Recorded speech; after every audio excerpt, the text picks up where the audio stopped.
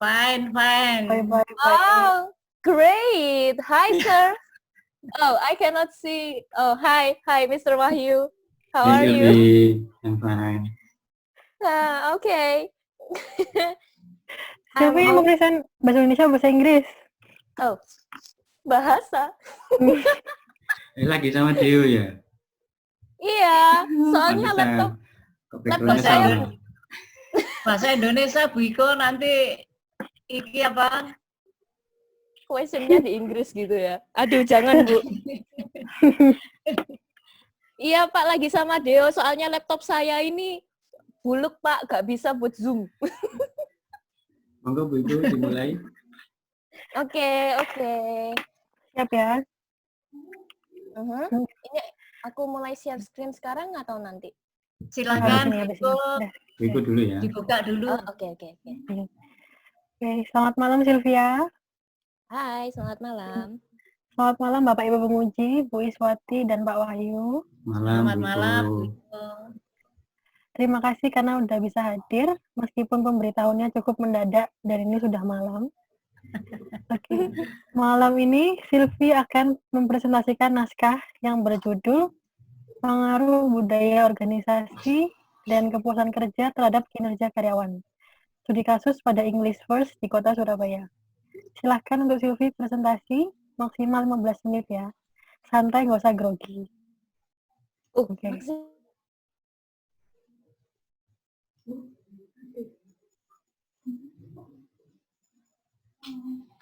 Oke.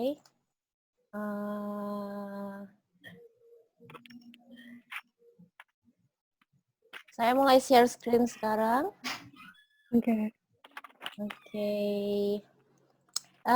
Selamat malam, Bapak dan Ibu. Hari ini saya mau mempresentasikan tentang naskah yang saya tulis yang berjudul Pengaruh Budaya Organisasi dan Kepuasan Kerja Terhadap Kinerja Karyawan di English First di Kota Surabaya. Oke. Ya, jadi ini abstraknya. Jadi intinya dari abstrak dari penelitian ini adalah penelitian deskriptif yang menggunakan pendekatan kuantitatif. Sedangkan teknik pengambilan sampel dalam penelitian ini adalah non-probabilitas dengan metode sampling, purposive sampling. Sorry for that. Latar belakang dari penelitian ini karena perkembangan globalisasi yang di dalam dunia bisnis yang semakin tajam, terutama di Indonesia, memberikan banyak dampak bagi perusahaan di Indonesia yang dituntut untuk memaksimalkan dan meningkatkan sumber daya manusianya. Masalah sumber daya manusia ini menjadi perhatian yang penting bagi perusahaan supaya perusahaan bisa bertahan dan bersaing seiringnya waktu berjalan. Lalu ini ada data box. Saya mendapatkan indeks pembangunan manusia tahun 2010 sampai 2018 dari databox.co.id. Bisa dilihat dari grafiknya. Dari tahun 2010 sampai 2018 ini langsung melonjak naik ya perkembangan indeks pembangunan manusianya. Jadi kita bisa melihat kalau perkembangan pembangunan manusia itu tinggi. Halo, bisa dengar? Okay, sorry. I'm having a trouble with my microphone. Okay. Ya. Oke, karena hal ini sumber daya manusia menjadi perhatian yang penting. Jadi perusahaan harus mengembangkan. Nah, di perusahaan, bagaimana cara perusahaan itu mengembangkan? Yang pertama, dari budaya organisasi perusahaan itu. Jadi bagaimana hubungan sosial antara karyawan atau orang-orang yang bekerja di dalam organisasi ini. Gimana suasana psikologis atau atmosfer di dalam organisasi. Lalu kepuasan kerja, di mana emosional karyawan itu ada di titik temu, nilai balas jasa itu sesuai dengan kewajiban dan responsibility yang dilakukan selama bekerja. Lalu yang terakhir, kinerja karyawan. Bagaimana karyawan bisa mendapat apa saya lanjutkan? Pak Wahyu tiba-tiba pergi. Masih ada kok. Belum. Oh, nggak apa. Ada. Nggak apa-apa, tetap dilanjutkan. Ya, nggak apa, lanjutin aja. Oke. Jadi apa produktivitas karyawan ini tinggi, mencapai sesuai dengan keinginan perusahaan atau tidak? Lalu ini rumusan masalahnya. Yang pertama, apakah ada pengaruh budaya organisasi terhadap kinerja karyawan di IF Surabaya? Apakah ada pengaruh kepuasan kerja terhadap kinerja karyawan di IF Surabaya? Lalu yang terakhir, apakah ada pengaruh budaya organisasi dan kepuasan kerja terhadap kinerja karyawan IF Surabaya? Ini pembatasan masalah. Yang pertama, tempat penelitian di Education First Surabaya. Jadi di sini saya mau jelaskan, apa sih bedanya English First sama Education First? Sebenarnya namanya yang benar itu Education First, tapi masyarakat itu lebih sering kayak bilang English First. Jadi basically mereka sama aja, nggak ada bedanya, masih dalam satu payung yang sama. Lalu yang kedua, subjek penelitiannya itu di karyawan Education First hanya di Surabaya. Lalu yang ketiga, karakteristik dari responden itu diliputi dari jenis kelamin, lama bekerja, dan umur. Yang keempat, penelitian yang dilakukan meliputi 3 variabel, yaitu kinerja karyawan, budaya organisasi, dan kepuasan kerja. Ini adalah tujuan dari penelitian. Yang pertama, untuk mengetahui apakah budaya organisasi berpengaruh terhadap kinerja.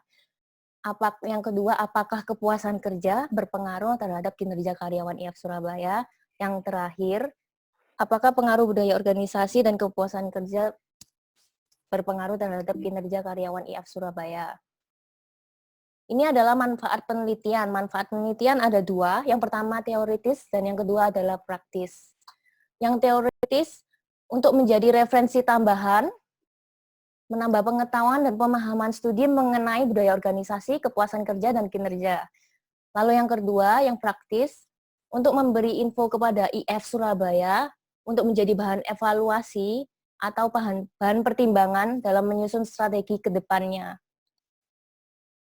Berikut ini adalah penelitian terdahulu. Mohon maaf jika terlalu kecil dan tidak bisa dibaca. Jadi saya mempunyai 5 penelitian terdahulu. Dan di dalam penelitian terdahulu ini ada 3 variabel yang saya pakai untuk naskah yang saya tulis.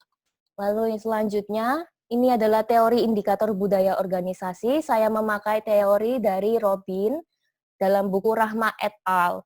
Di dalam teori indikator ini ada 5. Yang pertama, kedisiplinan, ketepatan, keramahan, ketanggapan, dan berkoordinasi. Lalu teori indikator kepuasan kerja, saya mengambil dari teori Malayu Hasibuan, ada 3 teori, moral kerja, kedisiplinan, prestasi kerja.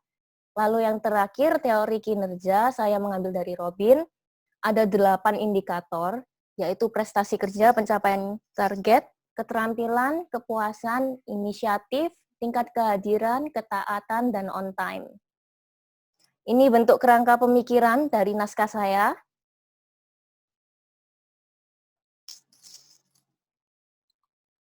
Lalu hipotesa, saya ada 3 hipotesa. Yang pertama, budaya organisasi berpengaruh secara positif dan signifikan terhadap kinerja karyawan. Yang kedua, kepuasan kerja berpengaruh secara positif dan signifikan terhadap kinerja karyawan. Lalu yang terakhir, hipotesa ketiga, budaya organisasi dan kepuasan berpengaruh secara positif dan signifikan terhadap kinerja. Jenis penelitian ini penelitian deskriptif dan dengan analisis kuantitatif. Variabel-variabel bebas atau variabel yang dependen Ada dua, yaitu X1 yang pertama budaya organisasi, lalu yang kedua kepuasan kerja, X2. Lalu variabel terikat atau bisa disebut dengan variabel yang independen, tidak bisa berdiri sendiri, adalah kinerja. Populasi dari penelitian ini, karyawan English First di Surabaya, berusia 18 tahun sampai 54 tahun, dan sudah bekerja kurang atau lebih dari 5 tahun. Sampel penelitian. Teknik pengambilan sampel adalah non-probability sampling. Teknik sampel yang yang digunakan dalam penelitian ini adalah purposive sampling. Untuk SAM, saya menggunakan SAM. Jadi sampel yang dibutuhkan minimum 100 dan maksimal 200. Jadi bisa dikalikan jumlah indikator, dikalikan 5. Sampel minimum sama dengan 80 responden, sedangkan sampel maksimum 16 dikali 10 sama dengan 160 responden. Jadi, jumlah sampel yang saya dapatkan adalah 103 responden. Jadi ini benar-benar pure dari karyawan IF Surabaya. Ini adalah instrumen penelitian. Maaf jika tabelnya terlalu kecil. Oke, langsung lanjut ke profil objek penelitian. Jadi profil dari English First itu berdiri di bawah payung global Education First. Education First ini dari Sweden. Nah, fokus dari bisnis ini untuk pelatihan bahasa Inggris lokal. Tujuannya untuk memberikan pengajaran seperti pada umumnya, tapi ini perusahaan independen, tidak terikat dengan government, jadi bukan seperti kayak sekolah yang terhubung sama government, jadi ini independent company. English First hanya mempunyai fokus untuk menawarkan pengajaran bahasa Inggris untuk anak dan dewasa, hanya itu saja. Lalu profil responden, data primer yang digunakan adalah guru dan staf yang bekerja di IF English First Surabaya. Di IF di Surabaya ada dua franchise. Yang pertama untuk Kids and Teen, yang kedua itu IF Adult. Nah, di sini yang Sylvie teliti adalah bagian yang Kids and Teens, bukan yang Adult. Karena yang Adult itu beda franchise-nya sama owner yang di tempat saya bekerja dan teliti ini. Nah, di dalam karyawannya dibagi terdiri dari dua, yaitu dari staff. Staff pada umumnya adalah orang-orang yang kayak menangani customer. Lalu yang kedua itu teachers. Nah, teachers ini guru-guru yang langsung berhubungan dengan murid. Jadi saya memakai dua-duanya, seluruh karyawan IF Surabaya ini, yaitu teacher dan staff. Lalu kriterianya itu ya, jenis kelamin, umur, dan lama bekerja. Ini adalah uji validitas. Saya uji validitas ini menggunakan alfa sebesar 0,05 yang diujikan kepada 103 responden. Dan DF dari penelitian ini adalah N-2, yaitu 103 dikurangi 2 sama dengan 101. Penelitian ini bisa dikatakan valid jika R hitung memiliki nilai yang lebih besar daripada R tabel. Jadi, ini adalah tabel dari uji validitas variabel budaya organisasi, lalu yang kedua di sebelah kanan ini variabel kepuasan kerja, lalu yang terakhir ini hasil uji validitas dari variabel kinerja. Bisa kita lihat dari semua nilai R hitung dari semua tabel ini adalah 0,1937. Maka dapat disimpulkan bahwa semua item pernyataan di dalam penelitian ini valid karena R hitung lebih besar daripada R tabel. Jadi data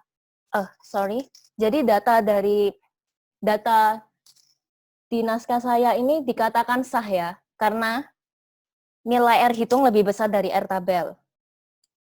Lalu ini, maaf Pak, memang kecil banget. Tapi nggak apa-apa Pak, fokus aja ke saya bakal jelasin dengan mantap. Lalu yang kedua, uji reliabilitas.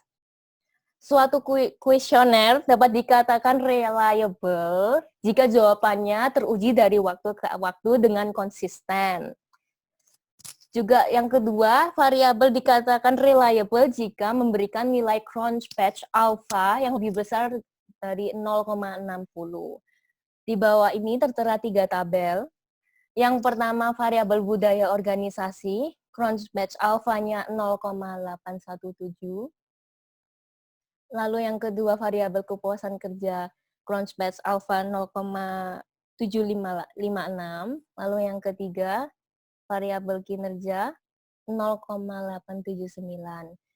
Dapat kita lihat dari ketiga tabel di atas, ketiga variabel tersebut dikatakan reliable karena Cronchpatch alpha-nya karena hasilnya lebih dari 0,60.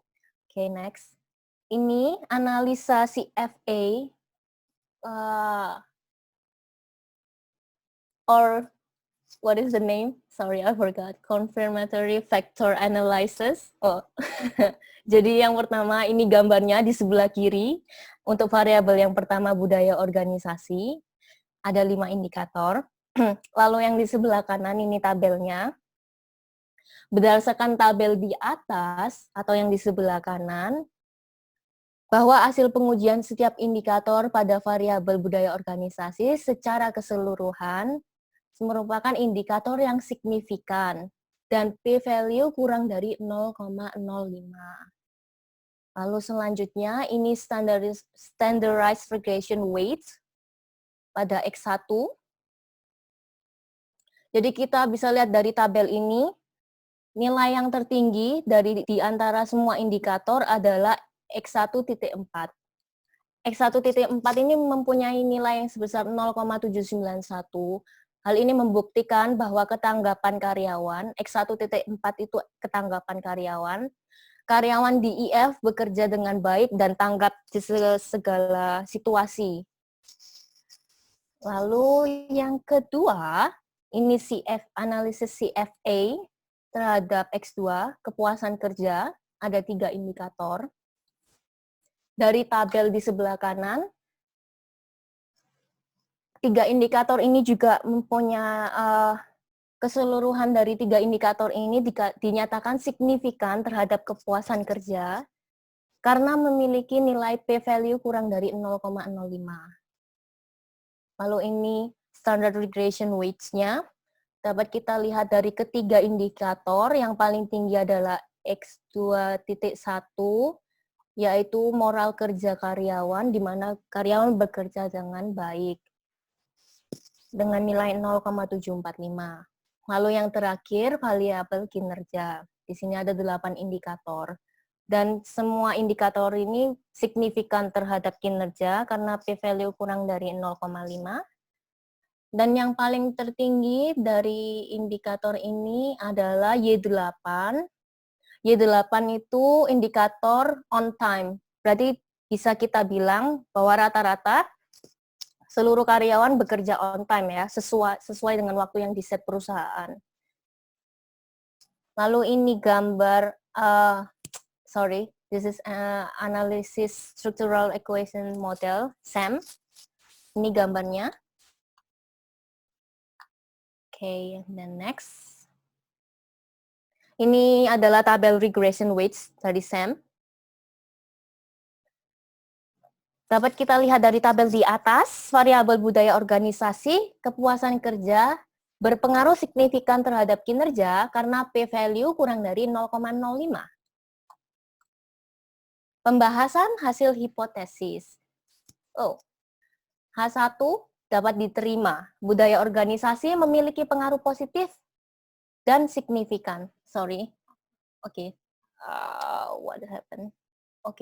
Pengaruh positif dan signifikan terhadap kinerja dengan p-value kurang dari 0,05. H2 sama, kepuasan H2 dapat diterima karena kepuasan kerja memiliki pengaruh positif dan signifikan terhadap kinerja dengan nilai p-value kurang dari 0,05. H3, budaya organisasi dan kepuasan kerja memiliki pengaruh positif dan signifikan terhadap kinerja dengan nilai p-value kurang dari 0,05. Lalu kesimpulan dari naskah saya ini, variabel organisasi berpengaruh positif terhadap kinerja dan berpengaruh signifikan karena p-value kurang dari 0,05. Indikator variabel organisasi yang mempunyai nilai tertinggi ada indikator X1.4, yaitu tentang indikator ketanggapan karyawan yang membuktikan bahwa karyawan bekerja dengan baik dan tanggap segala situasi. Lalu yang kedua, variabel kepuasan kerja berpengaruh positif terhadap kinerja dengan memiliki nilai p-value kurang dari 0,05. Lalu indikator tertinggi dari kepuasan kerja yaitu X2.1 yang membuktikan bahwa indikator moral kerja karyawan, berarti karyawan di English First Surabaya ini mempunyai moral yang baik. Lalu yang terakhir, saran. Hasil dari penelitian ini menyatakan bahwa budaya organisasi dan kepuasan kerja berpengaruh sangat signifikan terhadap kinerja. Oleh karena itu, English First Kids and Teens Surabaya perlu menjaga dan meningkatkan budaya organisasi atau kebiasaan atau tradisi yang mendukung pekerjaan karyawan dengan baik. Sekian presentasi dari saya. Mungkin ada pernyataan atau pertanyaan.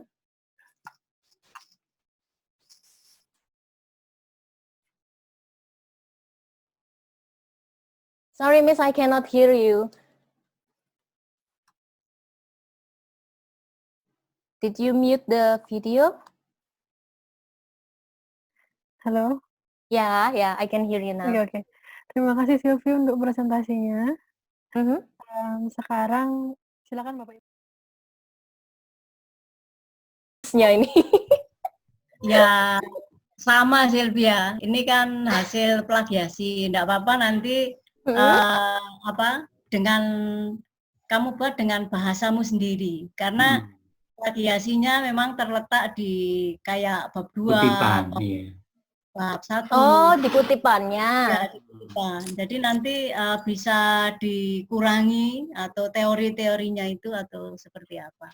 Jadi nanti kutipannya jangan langsung dikoordinasikan sama pembimbing. Itu indikatornya, saya memang poin-poinnya itu kan indikatornya kan nggak boleh dirubah ya. Memang saya kopas. Tapi untuk penjelasannya itu saya pakai bahasa sendiri. Iya, nanti revisian Turnitin atau plagiasinya sudah saya serahkan ke Bu Iko, nanti koordinasi saja ke Bu Iko. Ada poin-poin yang memang harus direvisi itu sudah ada tandanya sendiri, ada boldnya, yang warna-warni nanti bisa dicek lagi ya. Oh ya. Oke, Bu Iko tambahan? Udah Pak, saya sudah. Bu I sudah? Sudah, Pak. Sudah. Selamat, Sylvia. Selamat, Sylvia ya. Selamat ya, Sylvie. Yeay, thank you. Sylvia Santoso SM. Ya. Iya, revisi kok, Miss. Loh, iya. Nanti kalau sudah revisi, kita graduation-nya online juga atau gimana? Kayak yang di Jepang itu. Pakai online.